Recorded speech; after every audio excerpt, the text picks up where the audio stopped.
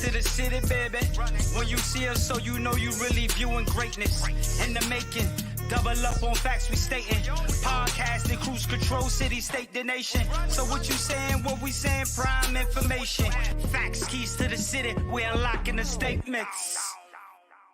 Streaming every Friday. And ladies and gentlemen, we are back. Clovercrest Media presents Keys to the City. We are streaming on all social media platforms at Keys to the City. So subscribe, comment, share, like. Oh, also, you can follow the Joseph Aguirre on Twitter at Podcaster Joe or Clovercrest Media as well. Clovercrest, he is the president. He's the guy. He's the one that runs everything. He's like the Buffalo Bills because nobody circles the band like the Joseph Aguirre. Right, Joe? Oh, that's a great intro. That might be the best one I've ever gotten. That's great. That's great. See, Ted, you should be happy. You just came off of a beautiful day of Yankee Stadium, going back to Yankee Stadium since the pandemic. It was a beautiful day, unbelievable seats. They didn't get the win. We'll talk about the New York Yankees because they've been playing some good ball. Gleyber Torres with one of the most heads-up plays that I've seen in recent memory yesterday. That was freaking unbelievable. I was talking to Dad live when that happened, and I couldn't believe it. I had to see the replay. Awesome heads-up. So that's good to see that Gleyber is getting back to maybe being Gleyber. Hey, I'm not trying to throw the show off, but I was just, I clicked the Yankee thing on ESPN. You guys probably already know this. You said, you see this? Gio Ochoa will get an MRI on his knee discomfort per Aaron Boone. Said he wasn't sure whether Ochoa hurt his knee on the dive or when he. Well, did you see? That's also the reason why, if you knew, that Andujar is getting called up. I was not aware. That's why I wanted to bring it up early, just in case. Did you know that Andujar was getting called up? I was aware. Okay, so maybe that's the reason why Gio's getting. Okay. Well, that and Odor also is banged up. So yeah, they were definitely gonna. They were already gonna need infield depth. Obviously, this just what a shame too, because Urshela has actually been heating up a little bit. He's looked a little better over the last couple games. So well, that's why eventually, like we were talking before the show, if I know he's not coming back, I don't think anytime soon, right? But Luke Voigt, I don't know how close he is, but if you get Luke next Voigt week. No, I thought they said June he'd be well, he's gonna start next week. He'll be coming. No. Or is he practicing? Like read this morning. No, dude, he's gone 2 for 3 each of the last 2 nights. He's gonna stay at Scranton through the weekend. He should be up Monday or Tuesday.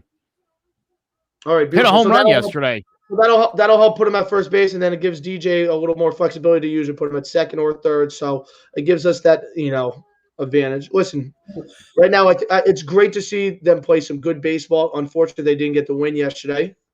Like you said, Trev, I took some videos. The crowd was loud. They gave it to Altuve yesterday. Altuve was the man that they really gave it to. I can see more, and then Bregman. Not so much Correa. I was surprised. I'm surprised because Correa's been like the big a-hole of this whole thing, kind of just showing his true colors and stuff. But we were going to start off with something, but since we're talking about the Yankees, let's just go right into the Yankees and dig right into it because they've been playing well. And we talked about it briefly a couple days ago about the Yanks and their recent success, and I showed a stat about Giancarlo Stanton, Joe. We've been talking about Giancarlo Stanton since he's been a Yankee. And you came in when we had the baseball preview show that a dark horse was Giancarlo to win MVP. Well, he's playing like an MVP candidate right now. The Yankees are playing well as a team overall. Tough loss yesterday, trying to go for the sweep. Would have been nice to get that sweep. Would have been a 6-game winning streak because I know they swept the Tigers and then they would have. Five. They had 5 in a row. Correct. Okay, so how should the Yanks feel after the real slow start, I should say, with this recent play? Ted, what did you see yesterday? I'll ask you because you were at the game. And what did you see from this? He was at the game. Question, Joe. I should say, but was he actually at the game? Is the question, Ted. But when you saw them, what was your take? And I know Cole was on the mound too yesterday, so you had to be feeling good about it. So it's been a while since we've been to a sporting event. First sporting event I've been since Daniel Jones's game in Tampa, when Tampa and Daniel Jones, and they won that game when he got the start first game. Tommy Delacamera said, "Happy birthday, Terry."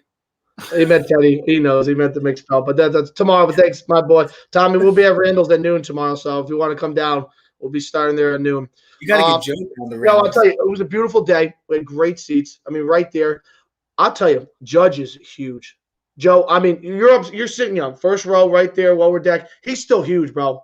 I just look at the uniform, man. It looks so crisp, like it almost like it was made for him. I mean, he is a gargantuous human being. I mean, well, he better enjoy it because his time may be coming to an end sooner or later. I mean, you could see the muscles. I mean, the guys. I mean, even from the outfield, Cole, bang! I mean, the ball just snaps. I mean, at home plate, and just seeing it live, it's a whole different perspective. I mean, it really is a whole different perspective than seeing it on TV. You really appreciate. I mean, the home runs too. I mean, bam, out of the stadium, even for both teams. I mean, go on. I mean, I was like, there's no way. If that ball was hit to me, there's no way I catch that. I'd break my hand. That ball's still traveling. Stan's home run, I think it was still traveling like 100 miles an hour when it left the stadium. I mean, it's unbelievable how big and strong these guys are. Unfortunately, we didn't get the win yesterday. Thought they played well. I'll tell you, though, when you watch them from TV, you can watch the game. Like, Joe, you know how you were saying you can't really watch the game because you have the Cox Network or whatever, so you watch it through the Gamecast. And you know when you watch on TV, you watch the whole game. You know, like you take everything, you watch it a little bit. Where like when you're at the field, it's different. I don't see as much because even when the Glaber play happened, Trev, it just kind of caught me off guard. Like, oh, let's go! We're screaming. It just that's unbelievable awareness on his part that happened. That was incredible. Go figure. So I mean, what do I say? They didn't get the win. I thought they played well. I believe Green was the one that gave up the 2-run shot, right? I'm just trying to remember. You know, it got a little blurry, Joe, at the end, but I'm sure. But I mean, now was it the bullpen that blew the game? Because I know the Yankees were winning. Was it the bull? Because I didn't get to see much. I didn't get to see the game. I got to see some highlights, but I know they were up 3-2 at one point. And now was it the bullpen that came in and blew the lead for Cole, or was it Cole that gave up? I don't know if. Do you remember, Ted, or was it? I believe Cole gave up the tying run. Yes, and then came out of the game. Greeny gave up the go-ahead. Yeah, he gave up the 2-run shot. I mean, Altuve got the home run. You know, hey, listen, good for him. Whatever. Here's another thing though. I showed you guys before I had the picture. He is so small, dude. Like small. And he's five. What is he? 5'6"? Yeah, so he's shorter than both of us. Shorter than all of us. It's still amazing though for him to do what he does on the baseball field, cheating or non-cheating, still to be able to hit the ball 400 feet and to play as well. Hold on, listen to this. Can you believe this? He bashes Gary Sanchez. He bashes Aaron Judge. He gives credit to Jose Altuve. A true Yankee. What are you been hanging out with Steve Risser? Holy smokes! No, I was just saying how small he is to be able to generate that amount of power. You know. By the way, anybody hear what Alex Cora said? No. About what happened this weekend? He said, "I gotta say, I got a lot of respect for Alex Cora." He was like, they did exactly what I would have expected they would do, and they have every right to do it. We did something wrong. Like Dusty said, there's 4 or 5 guys there now. So, I mean, hey, that expected. He said, when I go to Houston or when we go to New York, I can't imagine full capacity. We're going to hear it, and we deserve it. And then he defended Beltran as, you know, the guy that got most severely punished and was was a player at the time. And mentioned what a unfortunate circumstance it had on Beltran's career. But as far as the reaction from the fans, he says it's well earned, it's deserved, and he expects to get it on his end when he comes to New York. So interesting statements, I thought. I'm back. Yeah, very much. We playing disco. Am I going to go on the top? No, I had to close the door quick. I didn't mean to. I thought I had the door closed. By the way, speaking of Giancarlo Stanton, the Yanks are 8-4 during the 12-game hitting streak. He's got a .481 batting average with 6 home runs. I mean, I just do want to point out to people, because I've been watching Gamecast, and all you see is where the pitches come in the strike zone. I can tell you for a fact that yesterday, Aaron Judge did not see one single fastball. Everything he got was a changeup, a sinker, or some sort of breaking pitch. It's great that Stanton's hitting in front of Judge, and you could see he's really taking advantage of that. But with the guys hitting behind Judge now, not really producing, I mean, there's no reason to throw fastballs to him, and he's really struggling with that right now. Now, Joe, we talked about it the other day on Wednesday. What's the reason for the Yankees' success recently? And I had to bring it up, but the stats don't lie. Is it because of Giancarlo Stanton? Is he the key for the Yankees to be what we expect the Yankees to be, which is great offensively, which is dominant offensively, and which is a championship contender offensively. Is he the key? Because I know we've been talking about it for years. Oh, Aaron Judge, he's the key. LeMahieu, is he the key? Glaber, is he the key? Even Gary, we've brought up. But is it really Giancarlo Stanton who is the key that gets the engine going for the New York Yankees offensively and as a team?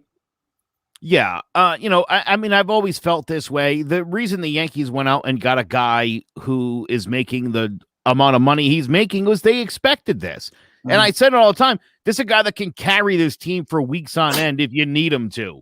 In the postseason, is a Yankee, 8 home runs, 16 RBI, a 1035 OPS. And what's their record when he plays? That's the big thing. They have a great – I think that their win rate is very, very successful. I remember when in the ALCS 2019, every time he played, they won. He's been a huge factor to all of their success. And we get so frustrated at him at times because we know how talented he is. At one point when he came to the Yankees, we were thinking, we got a top 5 player on our team again now. With Judge's huge season he had in his rookie year, we're thinking, oh, my God, we have 2 top 5 players on our team now right off the bat. Now you see Stanton.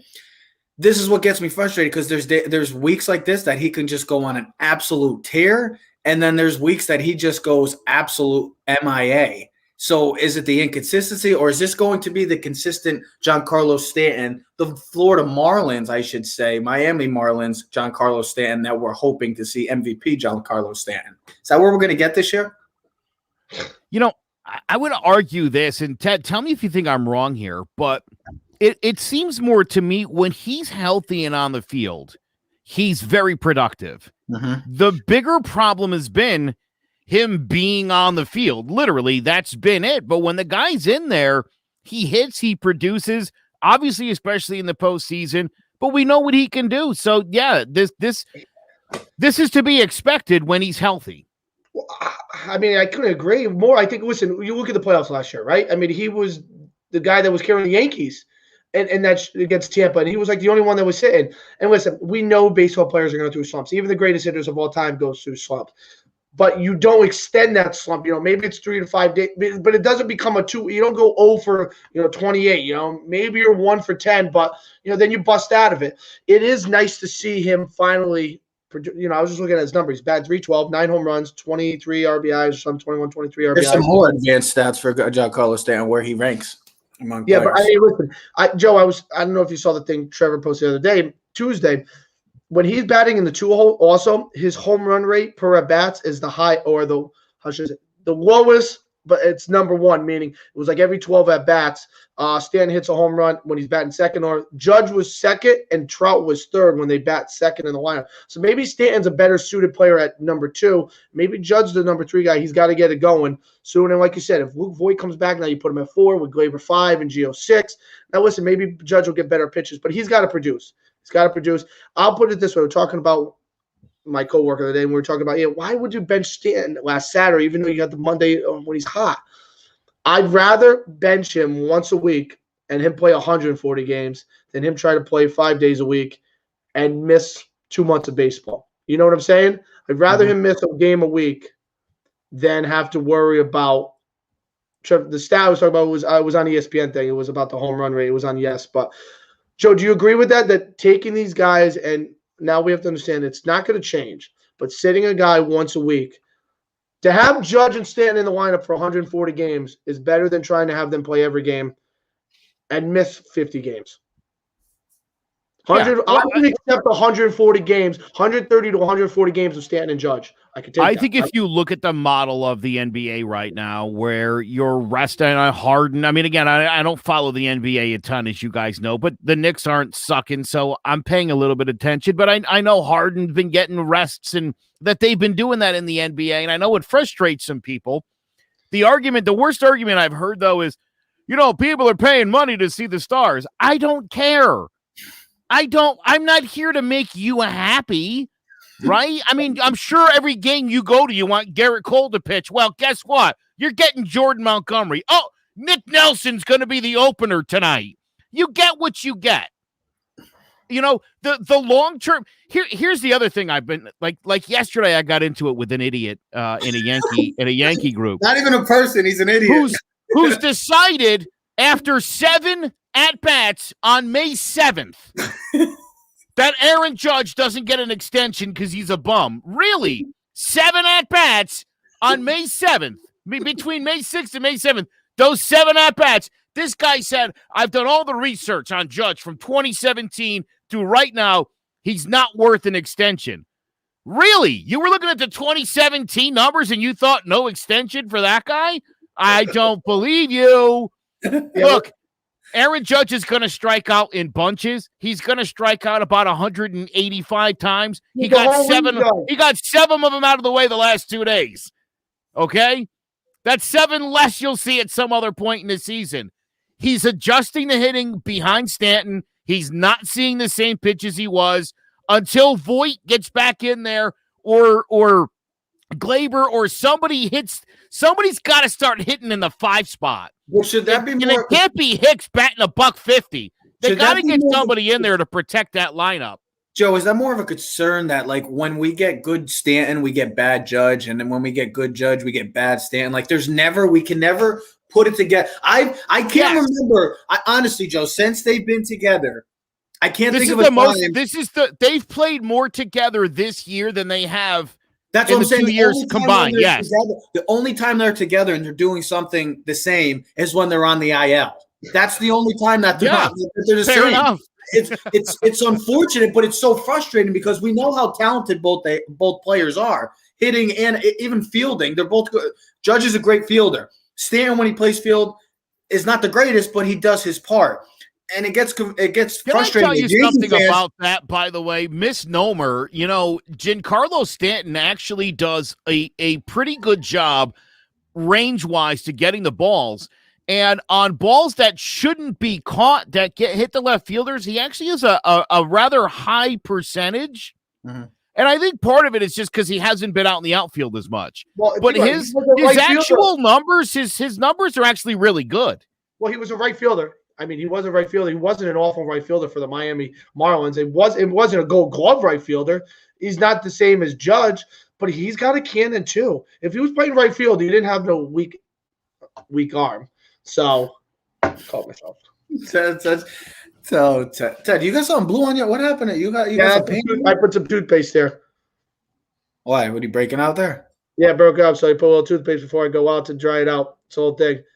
The Colgate and the Crest with the Benzocaine in there, it dries it out. That is true. You put toothpaste on. You can put toothpaste on your. I love this. We're all a little sports commentary, some skincare advice, and some dental use. I love it. Listen, I got to take care of this fine treasure of a body here over here. So. I don't know if I told you, but I was working the other night, and some older lady said, "The Lord has praised you with looks, or has blessed you with looks," and I said, "Thank you." I'm getting a lot. I won't say nothing, but the girls love my eyelashes. You have long eyelashes. Bro, I had a woman come up to me one time at a store and tell me she said, I have the eyes of Christ. No way. Yes. She said, you have the eyes of Christ. And I was like, what do you mean by that? You know what with the beard? She was like, the picture of, I know, even more now with all this, dude. But yeah, she was like, that picture where his eyes are all. Joe, go to the side. Let's see that hair. Let's see that. Look at that hair. Oh my God. I got Jesus's hair too. Yeah. Remember when Joe had like the bald look, like no facial hair, and he had the short hair? Now look at him. Yeah, that was a year ago. That was a year ago now. He came in the studio and we were like, don't ever do that again. My wife hated it. Dude, my wife won't let me cut it now. She loves this. People like the long hair. People like the women like long hair. They can play it. They go through it. It's like feeling Jesus, I guess, right? I like looking at my eyes. I got my blue eyes working. That's how it comes down to. But that's what happens when my eyes weren't open much yesterday. You can't be the odd man out. You gotta be like, I gotta have some sort of facial. I gotta have some sort of hair to show. I can't be looking like a naked mole rat. Joe looks good now. He's got the full look. So starting July 1st, they go full capacity, Yankee Stadium. Well, I heard also. Did you hear about what the whole Florida down here? I guess starting July 1st, DeSantis. I know I can't believe I'm bringing up a politic thing in this, but I guess masks are not going to have to be required down in Florida. So maybe things are getting back to normalcy. We can only hope. Yep. Huh? What were you going to say, Dan? I'll be down there in 2 weeks. Yeah, no, I won't be able to see you. So it's all right. It's okay. By the way, just to give you an idea of what Giancarlo Stanton's 12-game hitting streak, where he's had 25 hits and 6 home runs, it's only been done a few times in Yankee history. The guys that have done it are Babe Ruth. Pretty good player. Lou Gehrig twice. Joe DiMaggio once. Don Mattingly once. And now Giancarlo Stanton. Is Willie Mays in there? No, this is only good players. Well, Gary Sanchez. No, I'm just kidding. Gary Sanchez is not in there. That's a Yankees only list. That's Smart what guy. I thought Gary Sanchez would be in there. I was sure of it. Hey, not for nothing. You know, again. That's September, though. That's September when he was a rookie. Look at that final 30 games. Oh, I know. He was unbelievable.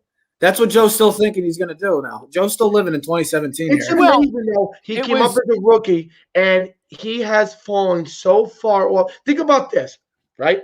He came up, crushed it as a hitter, was awful defensively. He's like the seesaw. He's awful now as a hitter, and he's actually – I mean, people think I'm still crazy, but he's actually pretty decent defensively. Now, people will be like, what games are you watching? And then Joe would be like, well, here's the stats that prove that he's his last couple starts, he's actually done a really good job catching, and the Yankees haven't given up a bunch. I mean, he's played pretty well in these last 12 games where they are 8-4. Last year? I thought he played last year. It's like he's like non-existent. Listen, I watched Hickey the other night drop a couple balls. I'm Gary hated on this trio. Bro, Higgy's down to 234. I promise you, when Higashioka gets to 200, people are going to be like, get this bum out of here and bring the Kraken back in. That's what they're going to say because people are stupid. It's perfect. You got Joe right here. He's the Gary lover. You got Tedzu's in the middle. He's like, he likes Gary, but he can't stand Gary. And then I'm far to the right. I'm like, I can't stand Gary. Get him out of here. It's perfect. It works perfectly, this trio right here for the Gary. We got it covered. We got it covered. We're going to take a quick promo break, a short break. And when we come back, we're going to talk about something that Kendrick Perkins actually stirred up on Get Up this past week. Is it harder to win a title? He said in the NBA over the NFL, we're actually going to go of all the 4 major sports, NBA, NHL, MLB, or NFL, which is the hardest to win a title in. But we will be right back.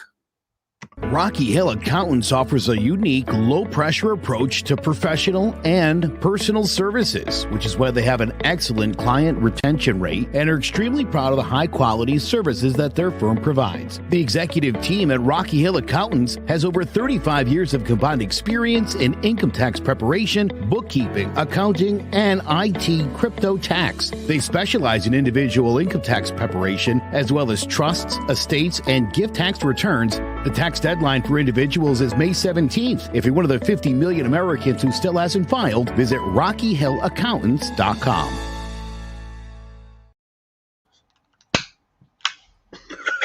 How are you?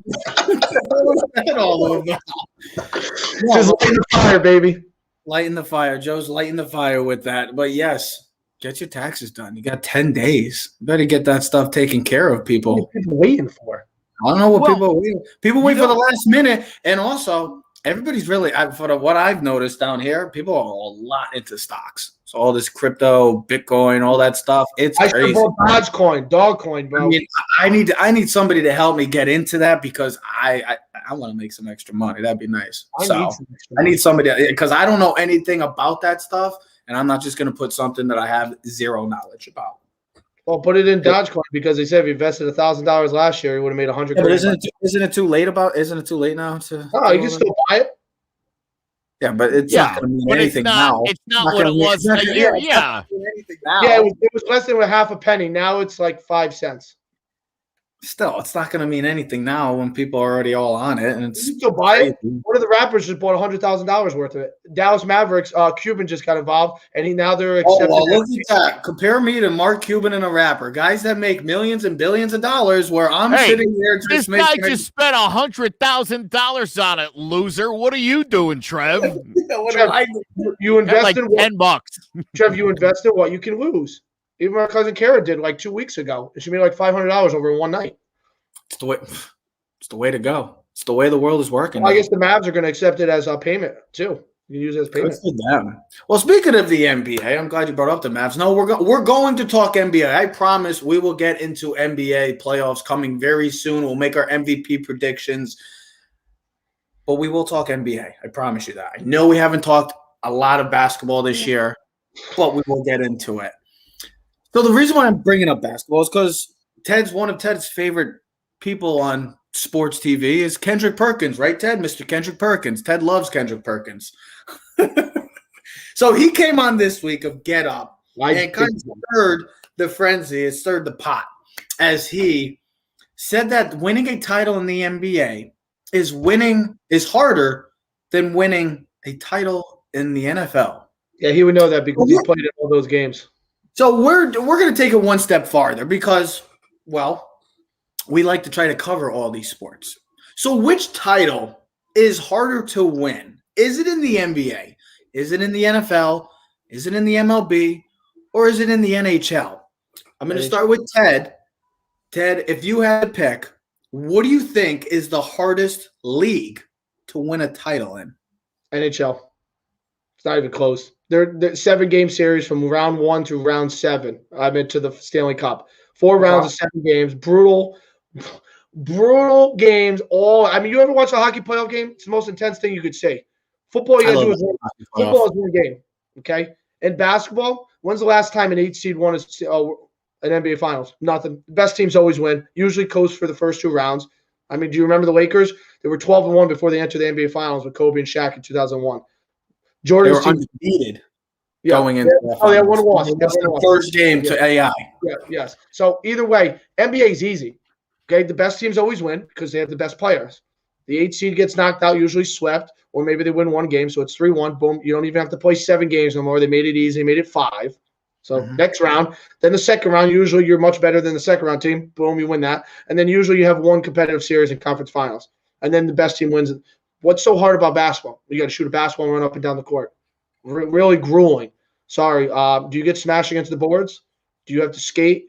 And here's the other thing. In hockey, a hot goalie can carry you. You know what I mean? And you've seen 8 seeds win Stanley Cups. You've seen it's much more grueling a hockey. Think about you've seen overtime, 5 overtime hockey games. That's a lot more 20-minute periods. Just total. I think hockey's the hardest one. And the second would be baseball. Joe, how about we'll get over to you. I would almost say he just made the case against hockey that it's almost easier to win a championship in hockey from the standpoint, Teddy, of if you're anybody. That I can barely make the playoffs as an 8 seed, get a hot goalie, win a couple of series, and I'm the Stanley Cup champion. It almost doesn't. That's what makes it harder. But I think it makes it easier. I think you legit. What do 12 teams make the postseason? What in basketball? 12 in each conference. Am I right? Is that what it is? No, that was last year. That was last year, so it's only 8. It's yeah. 8. All right. But 16 teams make the postseason in the NHL, just like the NBA. Again, but and they play similar amounts of games. So I would say just based on just the race to get there, you have a medium amount of leeway. For me, football, you have no room for error. If you get off to an 0-5 start, right, and you get hot late, you still might miss the postseason. There's just not enough games. But here's the thing: baseball, you're but baseball's an absolute marathon.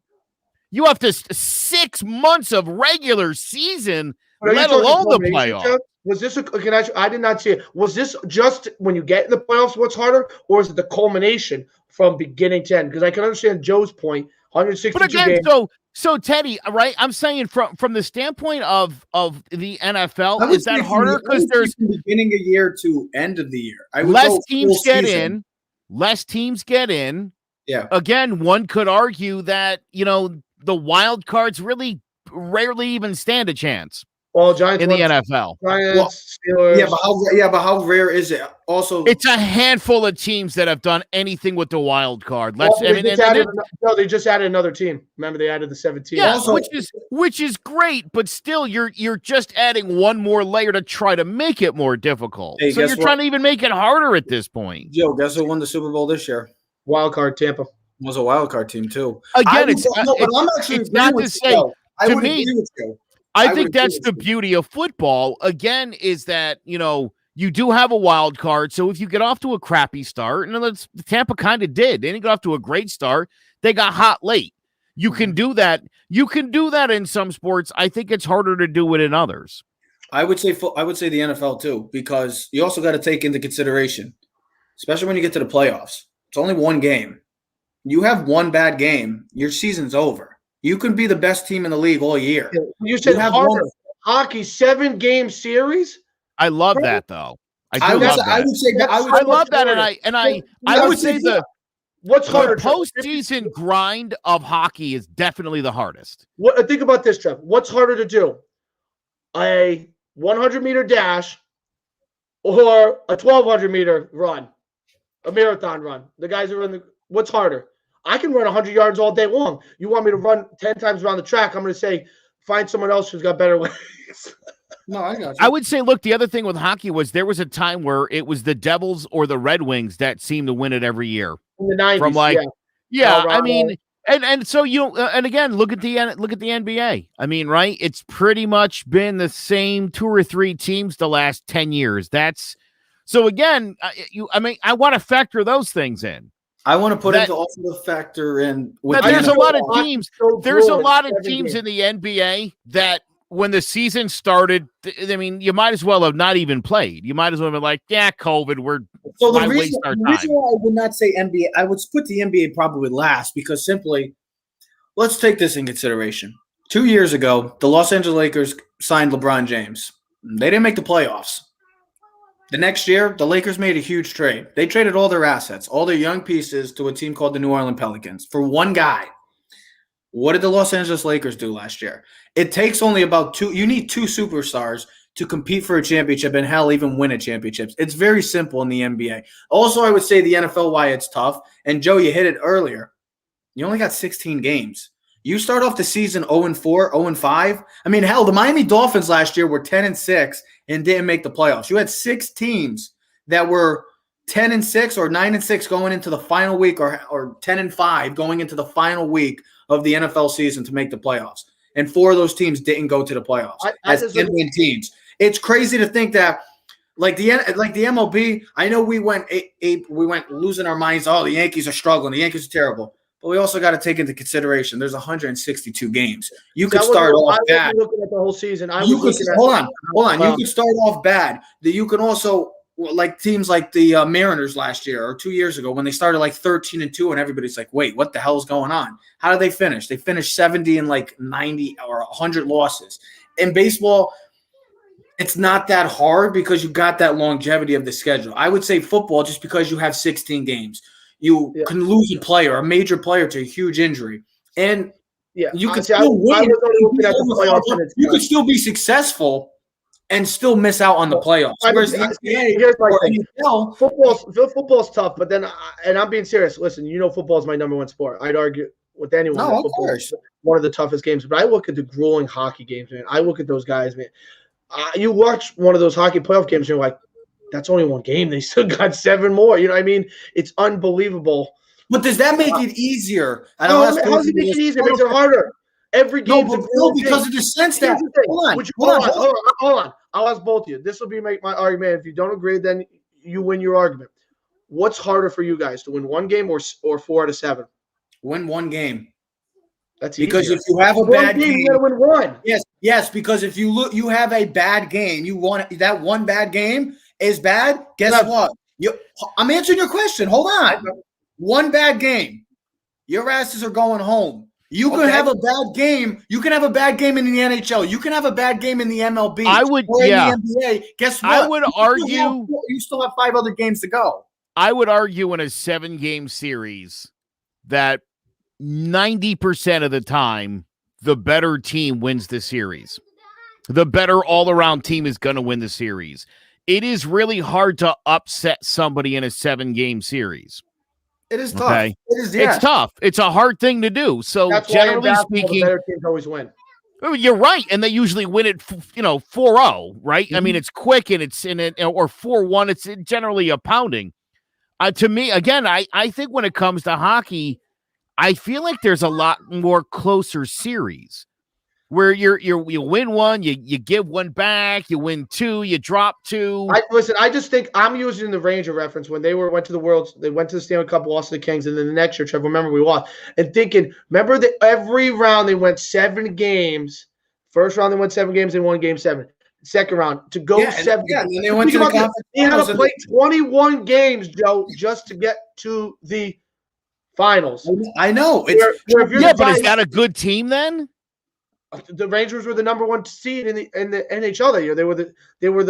They had the most points. They had I'm not saying that, but I mean, how good were they that they had to battle all these lower seeds 7 games? I mean, Washington Capitals. The thing was, they were playing division. They were playing Pittsburgh. They were playing Washington. No. I get it. I understand. I'm just saying. Game battles. Again, I think if you.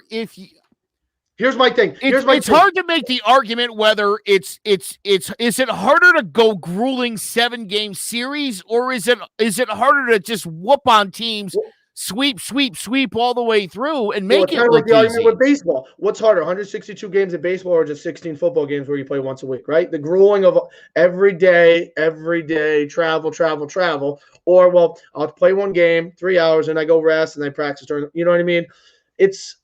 Listen, either way, they're all hard. No, of course. But I also think this too. If the Giants had to go win those championships and play more than one football game, they don't win those. That's what I'm trying to say. How many times do they beat those Patriot teams out of 5 times? Probably, maybe once or twice. Maybe once or twice. So especially so you could be the little Giants. I'm just hypothetically saying it. Right. Just hypothetically saying. At times. But like Trev, you versus me in the sports or anything. You could beat me maybe one time, but I mean, hey, listen, that's why I give you. Sure about that? Are you sure about that? I know I can beat you. Dare to dream. I could beat you, bro. I'm a better shooter than you. I could beat you in basketball, just like the last time I used to beat you in basketball. That's what I'm trying to say is that I think that sun's getting to him, Joe. It's getting to him. Might be right. Yeah, looks like the sun hasn't hit either one of you boys. I don't know what's whiter, Ted's shirt or Joe's face. Joe, he's throwing jabs. It's all good. It's all good. It's all good. I'll just kick them off. No, but that's all I'm trying to say is that, like, no, I'm talking about Joe. He could just kick me out. He's the president. Remember, he's the guy that circles the van. No other like Joseph Aguirre. That's what I'm trying to say is that, like, last year, if the Yankees had a bad game in the playoffs against the Rays, guess what? Oh, well, there's still tomorrow. That's what happens. If a team, say like the Buccaneers, had one bad game in the playoffs, guess what? They were going home. That's what it comes down to. Like with other that's why the 7-game series, even like in March Madness, I think that's why people get mad about March Madness, because it's one game. And that's why you get a lot of upsets. Oh, well, we don't want to see the upsets. Some people like it. Some people don't. But it's just that one game. And I like to see it's one game. I know that one team might not have their A game that day, but I'd rather see the one game than the 7 games. That's how I feel. And I think that seeing that in the NFL, because it's 60 minutes, bloodfest. It's a bloodbath. It's a grind for 60 straight minutes, nonstop. And one team goes home, one team is advancing. The other leagues, you have all Huh? I'll end my statement on this. For me personally, I'd rather only have to give all my effort for one game than have to go back out and face you 5 more times. I only want to fight you once. That's it. I don't want to go 7 rounds. I'm good. One round, let's go. For all the money, you know what I mean? Like, if we're going to box, we're going 1 round, 3 rounds, and I'm going to throw everything. I'm not going to go 12 rounds. I'm going 1 round, and that's it. Ted, let me ask you, how would you rank them? I think hockey's still number 1. Now, if we're doing playoffs, do top 4. If you had to rank hardest, top 4 to least hardest, quickly, and then I'll give it to Joe. NHL, NFL, MLB, NBA, 4th. Joseph? I thought this was going to be a lot easier, honestly, and I thought I would definitively in my head know what I think, and I'll be honest, I don't. I still think baseball's the hardest, but Teddy's made a really good case to me for hockey being second. I'll say NFL because of less games third, and I think the easiest if you're willing to go out and pay 2 superstars to be on your team is the NBA. I would go NFL, NHL, MLB, NBA. That's what. Good. Yeah. Yeah. The NHL is just because of the back and forth grind of skating. My thing is that you got LeBron James. You're probably going to the finals one way or another. Okay? That's what I'm saying. Like the NBA is easy. If you can have Teddy, you convinced me, dude. You got me for sure. Because here's the thing: you can have Mike Trout and you still might not make the playoffs. So the best player doesn't mean anything in baseball. In hockey, it doesn't mean anything either. It doesn't mean the best player because Ovechkin was the best player and could never get to a Stanley Cup Finals. Remember, he finally won one, but that was the big narrative. Could never get to the big one, and then he finally won one a couple years ago. And then with football, here's my thing, Trev. You didn't know who was going to the Super Bowl last year. You didn't know it was going to be the Chiefs and Tampa Bay. I know you did. Like, you knew who already was going to win. You didn't even need the games played. Oh, yeah, just like I knew who was going to the NBA. Just like I knew who was going to the NBA Finals. If I told you to pick hockey, who's going, like right now when they make the playoffs, who's going to the finals? You have no idea because the Capitals are really good. Tampa Bay's awesome. But that's the thing. Like, there's always upsets in hockey. Whereas like the NFL, the NBA, even the MLB, you really don't get it. You don't get the upsets like that. Where the NHL, you get that a lot. I don't know if there's upsets. They're all good teams. No, hold on. Think about the 2003 Marlins. Has there been another surprise baseball team since 2003? The Royals. I would disagree. That was good fundamental baseball. That was a bunch of guys having career years at the bat, and that was an outstanding bullpen. Sure, in 2015. But I would argue that the low budget Marlins of 2003 was the last legit surprise baseball team to even make the postseason, let alone win it. Yeah, they should never even won because we know what happened. That was the Cup Series. Damn, Bartman. Could have got Yankees Cubs that year. Whatever. It is what it is. It is what it is. But that is the end of today's show. I guess we'll be back next week. We can think about this maybe as another topic down the road, but what's been worse? And we could do like what from each thing. What's been harder? So the Indians are the longest reigning team that hasn't won a championship. You got the Bills who were at 4 Super Bowls in a row and didn't win it. You know what I mean? Like think about like some of the teams. Like what's the narrative with these like with the team? Like who's going to win the next one? You know what I mean? Mm-hmm. What's more likely that's going to happen? The Bills will win a Super Bowl. You know what I mean? Something like that. The Indians will win a World Series. I'm all for open airs. I'm all for open airs, guys. I'm a very friendly guy, so I'm all open airs. Okay. Real quick, one last thing, dude. How about real quick, John Means of Baltimore, dude? What an absolute bummer that he loses a perfect game. First guy in history on a drop third strike from the catcher. They promptly threw the guy out stealing second, and other than that, dude, perfect game. And that's unfortunate. Oof. First time in history. That counts as a hit? No, but it counts as a runner reaching base, even though he got eliminated. Yeah. Even if you strike him out, just because he reaches first base. I did see something like that. I didn't really that disqualifies the perfect game. Yeah. Pretty historic. And then immediately they threw him out at second. I mean, he literally faced the 27 guys and even retired them in order. If you think about it, they threw him out on the base pass before the next guy made an out. So 27 up, 27 down, not a perfect game. That'll be a fun trivia question for our grandkids. Hell yeah. Just remember the answer, I guess, then. So I guess we should. Teddy already forgot what I said. I could tell. Of course he did. That's not. What was his name? I guess what we shouldn't forget is that it is the Teddy Keys' birthday tomorrow, so we should just give a quick early happy birthday, Ted. All right, so maybe the big yeah. Ted's got to go because he's in a rise. Wrap it up with the birthday wishes so I can. Happy birthday, brother. Thanks, buddy. Happy birthday. Hey, Paul, guess what? Catch the ball. He hears you. He's in the house. He's in the kitchen. Catch the ball, Paul. No, guess what? Ted, go enjoy. I'll talk to you tomorrow. Joe, as always. He said, "Screw." I'm sorry. I'm sorry, Paul. No, but we are streaming on all social media platforms at Keys to the City. So subscribe, comment, share, or like. Ladies and gentlemen, Clovercrest Media presents Keys to the City. Hold on, I got to get the promo. I'm going, Ted. I'm going. We are out. Yeah. Keys to the city, baby. When you see us, so you know you really viewing greatness in the making. Double up on facts we stating. Podcasting, cruise control, city, state, the nation. So what you saying, what we saying, prime information. Facts, keys to the city, we're unlocking the statements. Streaming every Friday.